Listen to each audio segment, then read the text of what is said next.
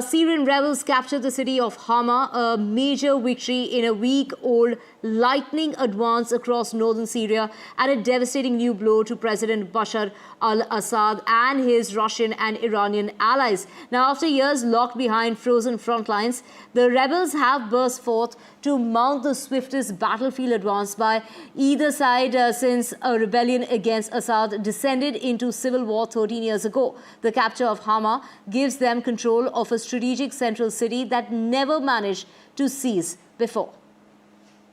And we have my colleague Ghazali joining us. Ghazali, what's the situation in Syria at the moment? Are the rebels proceeding towards the capital, Damascus?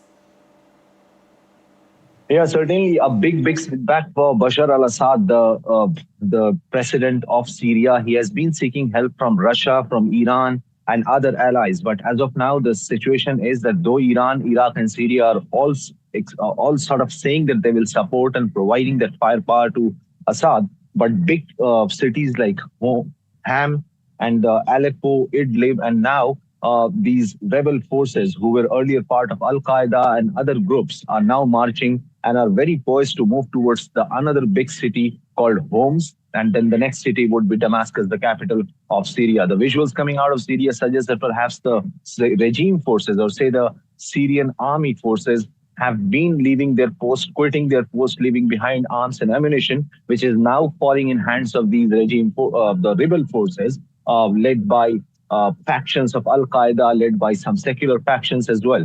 And the situation is of utter chaos because people who are living in the areas held by the Syrian regime, held by the Assad forces, are now leaving those areas and are moving towards the border areas to leave Syria. Now, this has never happened in Syria, that any area held by regime or held by the Assad family would fall to the rebels in such a quick time, like in a week, just after 2 days after the Israel and Lebanon announced their ceasefire. The rebel forces launched a fresh attack on Assad's forces. And since then, from Aleppo, from Idlib, from the border areas of Syria and Turkey, they're now moving towards the center of the cities, towards the major cities, capturing one after the other. And perhaps what the intelligence sources of different Arab countries suggest, that these forces may be able to capture the national capital of Syria or the bigger cities like Homs and Damascus in some time.